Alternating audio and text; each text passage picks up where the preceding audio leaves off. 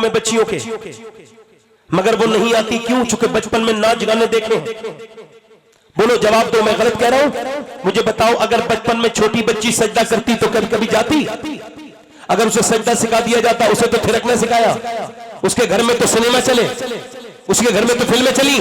अब रो किस बात कर रहे हो? रोना जो तुमने बोया था वही काट रहे हो। अगर बचपन में पर्दा सिखा दिया जाता, मेरी एक रिश्तेदार औरत का इंतकाल हो रहा था, इतनी करीबी रिश्तेदार कि मेरा पर्दा तक नहीं था उससे। मैं दिल्ली में था, उसकी 33 साल की उम्र तकरीबन, और जब उसकी रूह निकलने का वक्त आया तो मैंने अपनी आंखों से देखा कि जैसे डॉक्टर को पता हुई कि सीरियस हाल हुआ है, डॉक्टर जैसे कमरे में आया, उसकी आदत थी, उसने अपना पर्दा उठाया, अपना दुपट्टा और ऊपर करने लगी, और वहीं पे उसके हाथ से वो पर्दा छूटा और उसका दम निकल गया। मगर मेरे बात ये समझ में आ गई कि अगर बचपन में पर्दा करा दिया जाए तो रूह तो निकलती है मगर हया नहीं निकलती।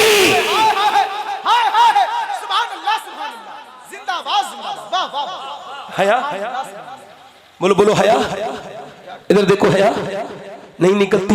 हया तो किसने सिखाई थी? हया तो नबी की बेटी ने सिखाई थी अपनी बेटी को, यानी सैयदा ज़ैनब बचपन में 6 साल की उम्र है। बोलो कितने साल की उम्र है? बोलो ज़ैनब कितने साल की उम्र? 6 साल की उम्र, कुरान पढ़ रही है। आज आप भी करोगे ना अपनी बेटी को ऐसे?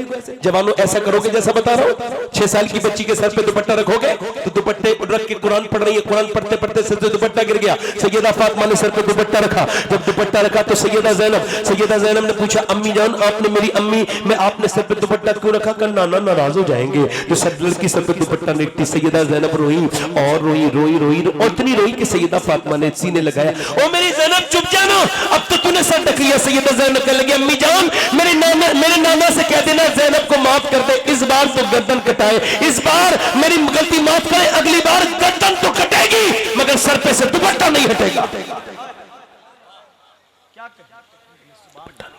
क्यों? मौला अली फरमाते हैं, तवज्जो चाहता हूं, इजाजत है? अभी वक्त है मेरे पास? दिल लगा के बोलो सुभान अल्लाह, मुस्कुरा के बोलो सुभान अल्लाह। इधर देखो, तवज्जो करो, मौला अली फरमाते हैं, मैं 15 दिन के बाद अपने घर में आया। कितने दिन के बाद? बोलो कितने दिन के बाद? बोलो जरा कितने दिन के बाद? 15 दिन के बाद। कहते हैं मेरी बीवी ने मुस्कुरा के सलाम कर दिया। सुभान अल्लाह। मेरी बहनें सुन ले बेटियां, ये मेरा, मैं इनका भाई लगता हूं, नहीं सबका लगता हूं, और सैयद होने के नाते कुछ और भी लगता हूं। तो ये पैगाम देके जा रहा हूं कि किसी तावीज की जरूरत नहीं। सुभान अल्लाह। ये 8 तावीज जो बकरी की तरह गले में डाल लिए और कि मेरा आदमी मुझसे मोहब्बत करने लगे, इसकी कोई जरूरत नहीं। बस एक ही काम करना है, और पैगाम भी ये हिंदुस्तान का नहीं है, मदीने का है, और पैगाम भी बकरी का है, पैगाम भी सैयदा फातिमा के घर का है कि जब शौहर घर पे आए तो चाहे कितना भी गम हो, बस मुस्कुरा के सलाम कर देना, तेरे घर में कभी तलाक नहीं होगी इंशाअल्लाह। सुभान अल्लाह, सुभान अल्लाह, सुभान अल्लाह। मुस्कुरा के बोलो, मुस्कुरा के सलाम। क्या करना है? बोलो। दुनिया की मनहूस तरीन औरत है, बदबख्त, अलग ही कैरेक्टर है ये। जब घर पे आदमी आएगा तो पूरे दिन ठीक होगी, ठीक रहेगी, शाम को आदमी के आने का वक्त होगा तो मुंह बना के बैठ जाएगी। ये सबसे घटिया वाहियात किरदार। ये चाहती हैं कि वो मौलाना जो बैठा है वो मेरा घर बना दे, और वो जो तावीज लिख रहा है उसकी वाली उसका खुद कहना नहीं मान रही है, मगर वो ऐसे तावीज लिख के दे रहा है जिनके घर में खुद बरकत नहीं है, वो बरकत के तावीज दे रहे हैं। भाई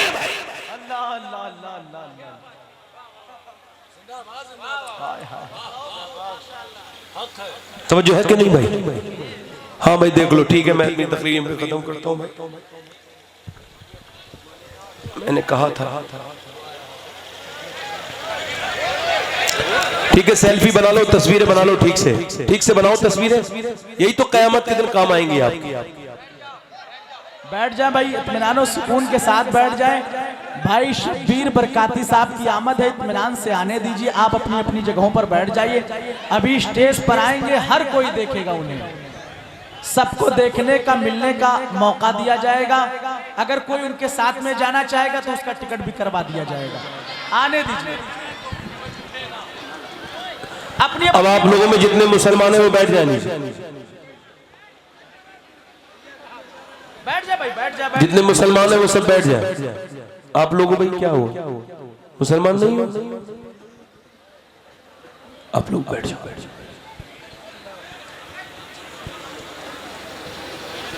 असल में भाई मैं माइनॉरिटी में हूं। हम लोग जो है ना मुकर्रिर लोग जो होते हैं ये दलित होते हैं।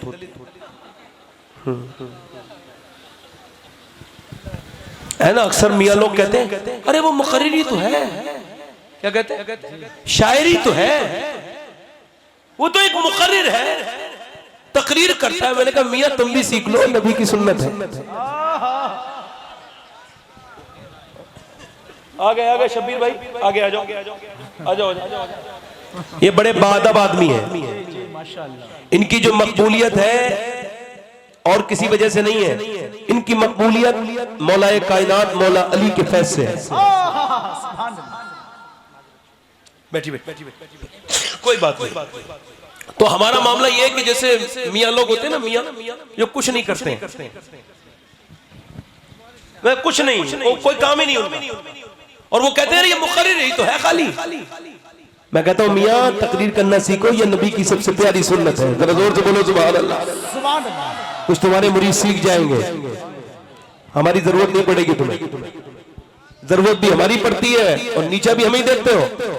कोई बात नहीं, हम तो हैं ही दलित, जरा सी बात पे ऐसा हो जाता है। बैठे आराम।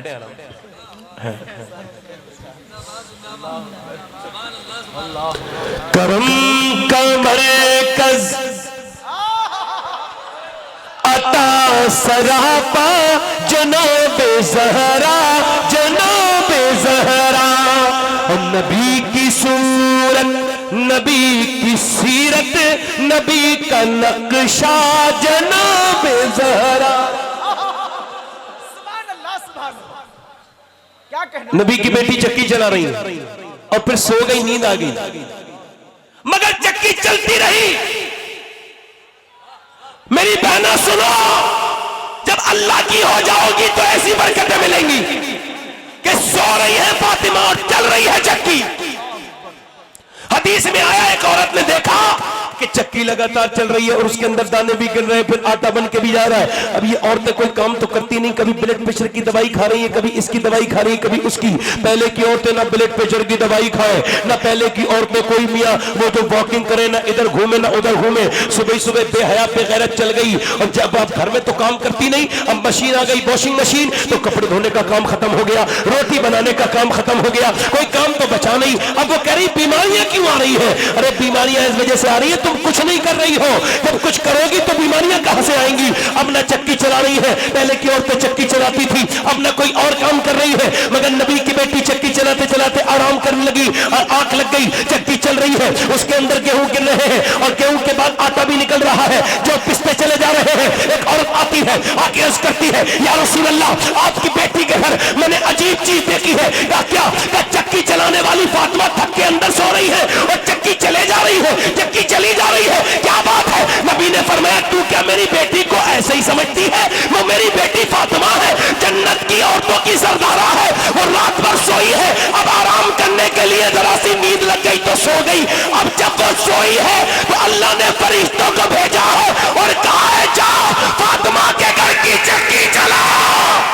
नारे तकबीर, नारे रिसालत, ताजदारे खत्म नबुव्वत कॉन्फ्रेंस, दिलदारे फातिमा मुस्तफा। बात सुनो, मौला अली कहते तवज्जो करो, कितने दिन के बाद आया? बोलो 15 दिन के बाद। बोलो कितने दिन के बाद?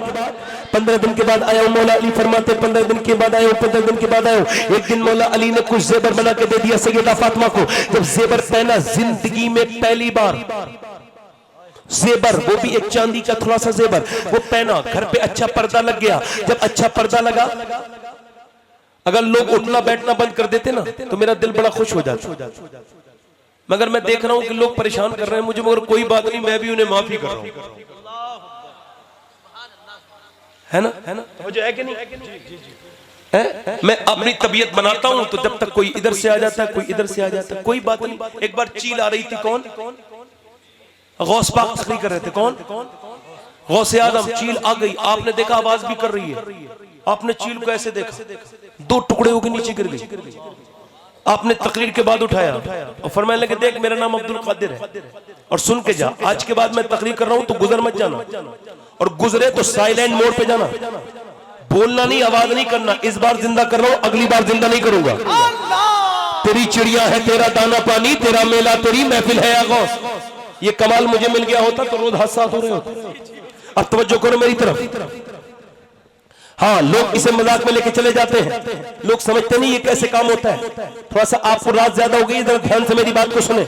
मैं अपनी बहनों की तरफ जा रहा हूं, बार बार मुझे डिस्टर्ब ना करें। मैं 10 मिनट के अंदर इंशाल्लाह अपनी तकरीर खत्म कर दूंगा, बस मेरी बात ध्यान से सुने। मैं ये अर्ज कर रहा था, नबी की बेटी सैयदा फातिमा ज़हरा को पहली मर्तबा अल्लाह के रसूल सल्लल्लाहु अलैहि वसल्लम की बेटी को ज़ेबर मिले हैं। और अल्लाह के रसूल जब आए तो देखा घर में कब पर्दा भी बेहतर है, और अंदर नबी की बेटी ने ज़ेबर भी पहन रखा। हुजूर आ गए, आके मस्जिद नबी में बैठ गए। इमाम हसन ने कहा, अम्मी जान नाना नाराज हो गए। अल्लाह के रसूल नाराज हुए, पहली मर्तबा नाराज हुए, बेटी से अपनी क्यों नाराज हुए। अब बेटी भी इधर मौला अली कहते मैंने जाके देखा घर में फातिमा रो रही है, और मस्जिद नबी में देखा तो हुजूर रो रहे हैं। कहते मैं आगे गया और मैंने जाके अर्ज की, या रसूल अल्लाह फातिमा बड़ी परेशान है। फातिमा कहती, फातिमा भी पीछे से आ गई और उन्होंने पहले वो पर्दा निकाला जो पहली बार पड़ा था, नया पर्दा, और फिर अपना जेबर उसमें डाला और फिर हुजूर की बारगाह में आके अर्ज करती, या अब्बा जान ये ले लीजिए। आप मुझसे नाराज हो गए कि नहीं नहीं फातिमा नाराज नहीं, मगर ये बदर के यतीम भूखे रहे और मेरी बेटी फातिमा कंगन पहने, ये मुझे पसंद नहीं है।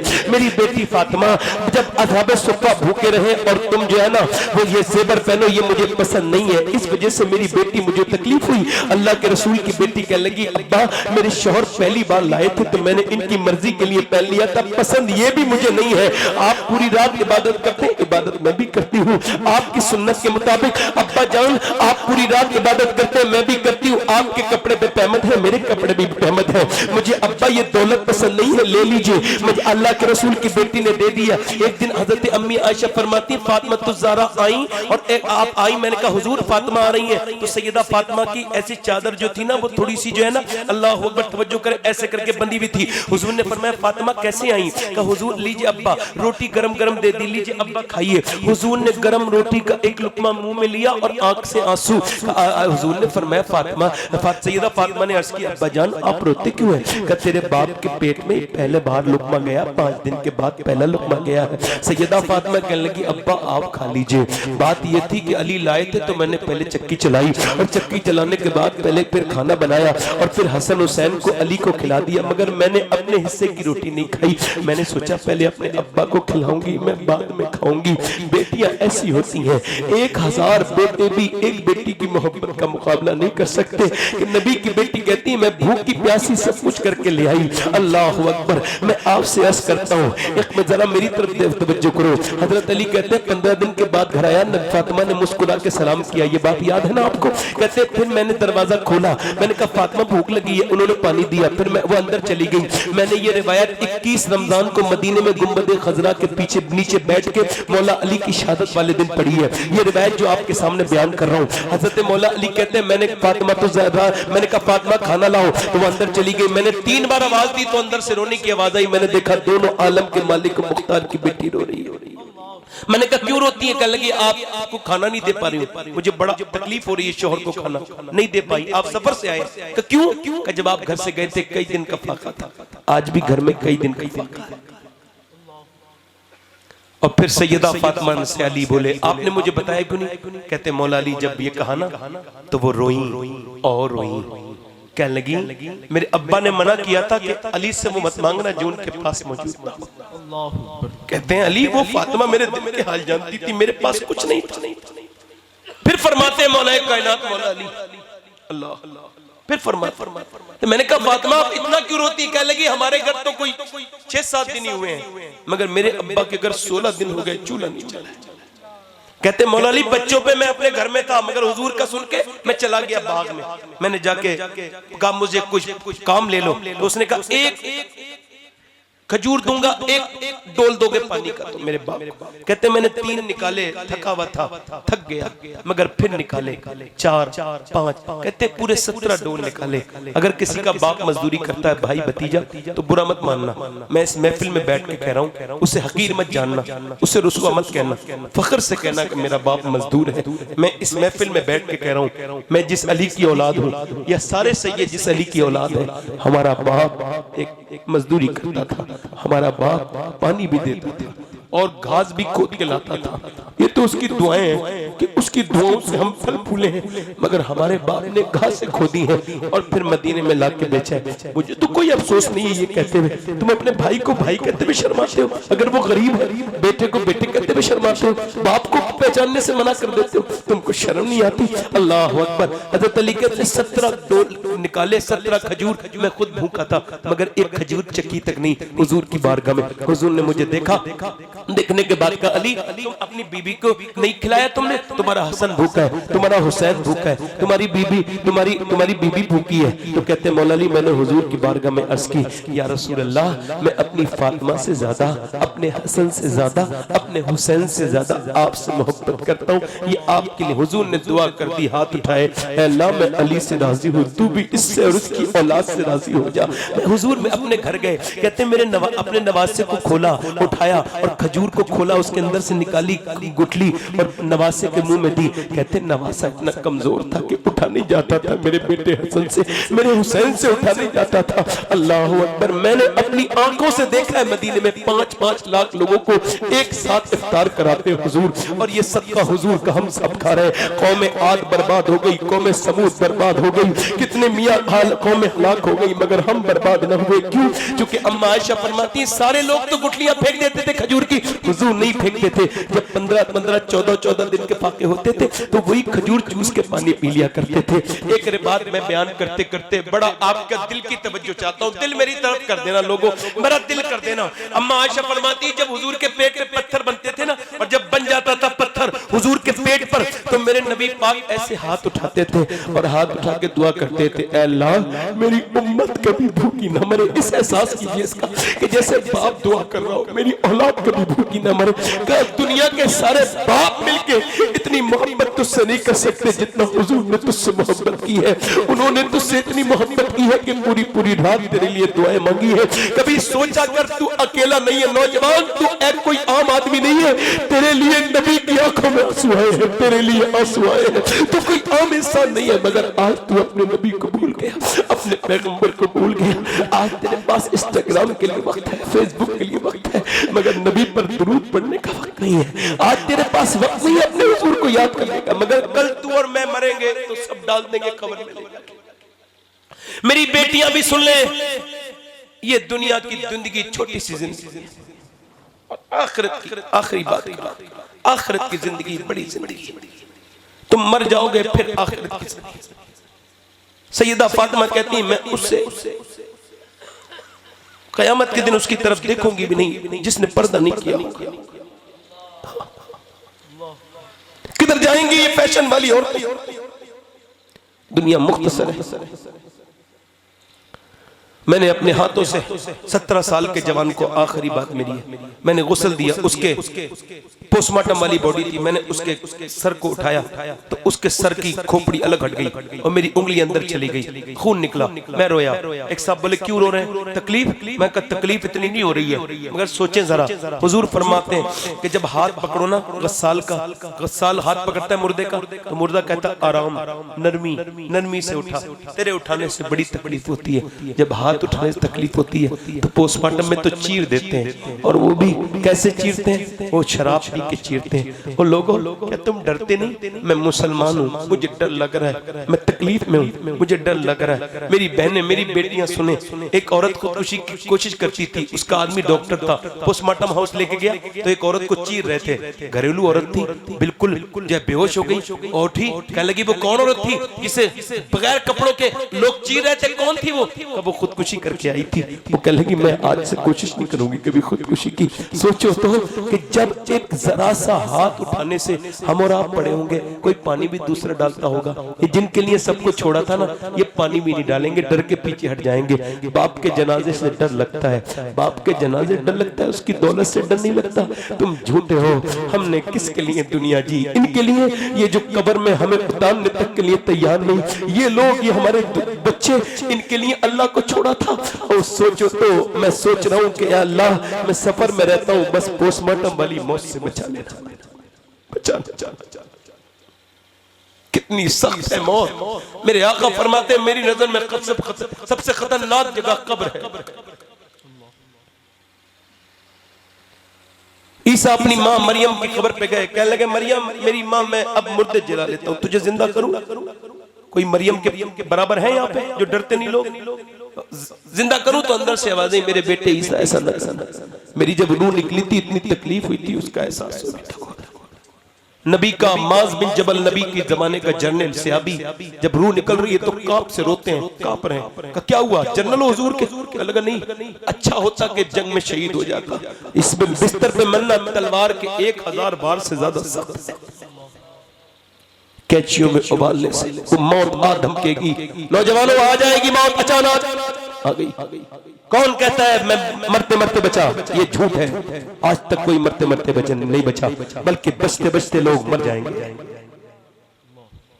कोई नहीं बचा। एक दिन ऐलान होगा कि शबाश हुसैन का मर गया, पता नहीं क्या हुआ, जन्नत में गया है, जहन्नम में। उसके अमाल सारे जहन्नम वाले थे, मगर अगर मालिक ने कर्म किया होगा। मगर एक सवाल पूछूं, मुझे तो ये बात बड़ी सख्त लगती है। मुझे बताओ, कब्र में जाओगे नौजवानों, और जब हुजूर का दीदार होगा तो क्या उन आंखों से हुजूर को देख लोगे जिन आंखों से गंदी फिल्में देखते हो? दिल से बताओ, देखोगे। आज से ज्यादा गुजारिश नहीं। किफन नाम का नौजवान रोज नई लड़की बुलाता था, जिना करता था। एक रात एक हुजूर फरमाते मेरे आका इतना पैसा था, नई लड़की लेता था एक रात। एक लड़की आई, इसने उसे कमरे में बुला के उसके हाथ लगाना चाहा ना, तो वो कांपने लगी, पसीने आ गए। पैसे नहीं मिले, मेरी रात खराब कर रही। और पैसे सब कुछ नहीं होते। क्या मतलब? मेरा बाप मर गया, बहन भाई भूखे, अपना जिस्म बेचने आई, वरना नहीं आती। डर किससे रही? अल्लाह।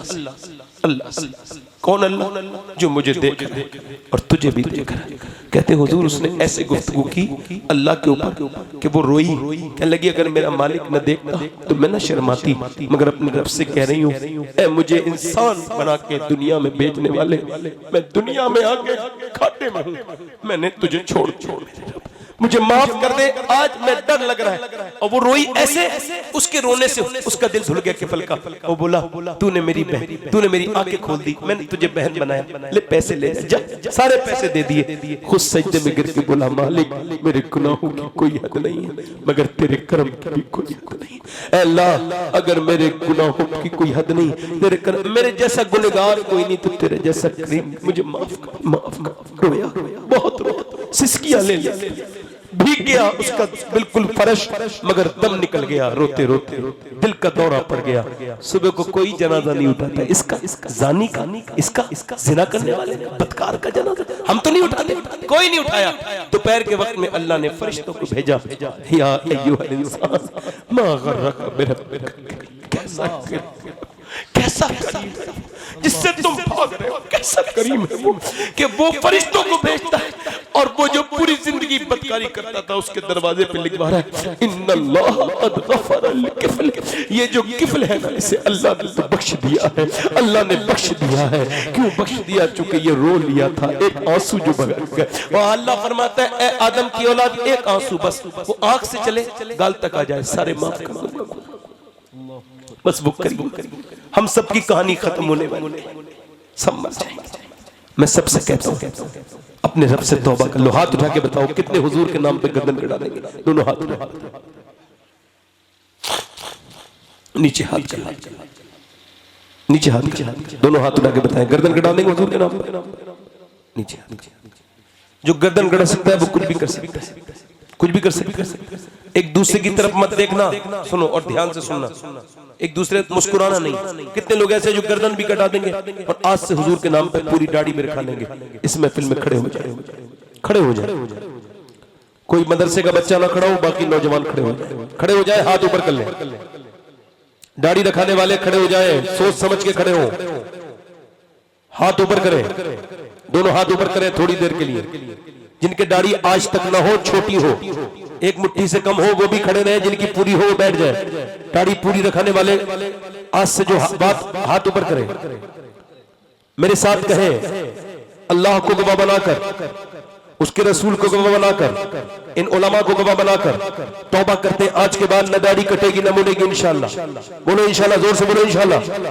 पूरी दाढ़ी रखाएंगे, इंशाअल्लाह। अब खड़े रहना, ऐ अल्लाह इन्होंने नियत किया, नियत करना इनका काम है, इन्हें तौफीक तू अता फरमा दे अपने प्यारे हबीब। बैठ जाएं। कितने लोग ऐसे हुजूर की आंखों की ठंडक यानी नमाज आज से शुरू करेंगे और अभी से इरादा करेंगे। इरादा, सिर्फ इरादा करने वाले हाथ उठाएं, जो इरादा करेंगे वो नमाजी बनेंगे इंशाअल्लाह। दोनों हाथ उठा के बताएं, इरादा करते नमाज पढ़ेंगे 5 वक्त की इंशाअल्लाह। अपनी बहन बेटी को पर्दा कराएंगे इंशाअल्लाह। मसलके आला हज़रत पे सख्ती से कायम रहेंगे इंशाअल्लाह। इंशाअल्लाह, जोर से बोलो इंशाअल्लाह। और आपस में मोहब्बत से रहेंगे इंशाअल्लाह। और अपने माँ बाप का एहतराम करेंगे इंशाअल्लाह, उनसे मोहब्बत करेंगे इंशाअल्लाह। अल्लाह आप सबको सलामत रखे और बाकरामत रखे, बरकत अता फरमाए। अभी आप बैठे हैं जनाब सैफ रजा खानपुरी साहब, जो बेहतरीन शायर हैं, टॉप क्लास के शायरों में शामिल है। और हमारे शब्बीर भाई माशाल्लाह, ये माशाल्लाह बरकत वाले इंसान हैं। और इनका चेहरा देख के हजरत बिलाल की याद आती है। जब भी ये कहते हो कि दिल में है उजाले उनके, खुद को फिर कर क्यों नहीं देते हवाले उनके। रंग और नस्ल की उनके यहाँ तफरीक नहीं, गंदमी उनके हैं, गोरे उनके हैं, काले उनके हैं। अल्लाह आप सबको सलामत रखे। मेरे साथ तौबा करें, अस्तगफिरुल्लाह अस्तगफिरुल्लाह रब्बी मिन कुल्ली ज़ंब व अतूबु इलैहि। ला इलाहा इल्लल्लाह मुहम्मदुर रसूलुल्लाह। मेरी जिंदगी का मकसद तेरे दी की सरफराजी, मैं इसीलिए मुसलमान, मैं इसलिए नमाजी। इस्लाम जिंदाबाद, मसलके आला हज़रत पाइंदाबाद। कोई बात मेरी बुरी लग गई हो तो माफ करके जाइएगा, ठीक है। और जो बातें अच्छी लगी हो उन पे अमल कीजिएगा। अल्लाह आप सबको सलामत रखे, बाकरामत रखे, दुनिया आखिरत की बरकतें अता फरमाए। कोई साहब ना उठ के जाए।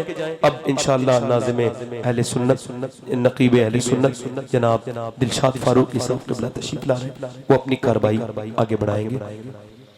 वस्साबिक़ून अस्साबिक़ून उलाइकल मुक़र्रबून। सदक़ल्लाहुल अज़ीम। अस्सलामु अलैकुम व रहमतुल्लाहि व बरकातहू। सब लोग शब्बीर भाई को सुनने आए हैं, इंशाअल्लाह बैठे रहें।